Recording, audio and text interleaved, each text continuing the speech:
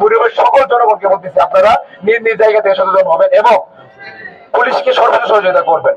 Police আইন শৃঙ্খলা বাহিনীকে সহযোগিতা করবেন। এক্ষেত্রে পুলিশের যদি কোনো কাজ দিতে থাকে আমরা পুলিশকে সতর্ক করতেছি, আপনারা ঘুমিয়ে থাকবেন না, আপনারা না ঘুমিয়ে কাজ করো, আপনারা 24 ঘন্টায় কাজ করুন। এক্ষেত্রে আমাদের যে সহযোগিতা লাগে আমরা সর্বোচ্চ সহযোগিতা করবো। আর দর্শকের বিচার কি? দর্শকের বিচার কি? দর্শকের বিচার কি বলেন তো? আপনারাই বলুন। দর্শকের বিচার কি হওয়া উচিত?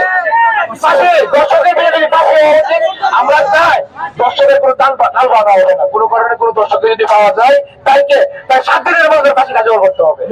7 দিনের মধ্যে ফাঁসি কার্যকর করতে হবে। ক্ষেত্রে আমি আপনার সকল জনতাকে আহ্বান জানাই, আমাদের সুন্দর ভৈরবকে আমাদেরই করতে হবে। ভৈরবের যে মান সম্মান, ভৈরবের যে রিপুটেশন, ভৈরবকে যেমন আমরা যেভাবে সম্মানের সহিত সব জায়গায় প্রকাশ করি, কিন্তু ভৈরবের সাথে এখন একটা কলঙ্ক যোগ হয়ে গেছে, কি ছিনতাইকারী।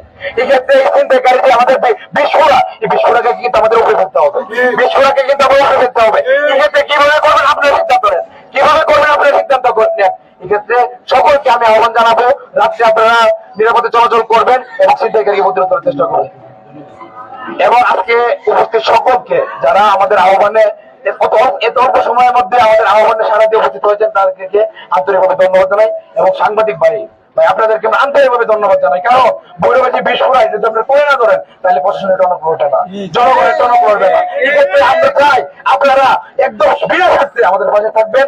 যে ভৈরবের যে চিহ্নিত সন্ত্রাসগুলি আছে, চাঁদাবাজগুলি আছে, ছিনতাইকারীগুলি আছে, তাদেরকে আপনারা আপনাদের পদের মাধ্যমে প্রকাশ করবেন এবং তাদেরকে ধরার দায়িত্ব এবং তাদের বিচারের দায়িত্ব আমাদের। ইনকালাব জিন্দাবাদ।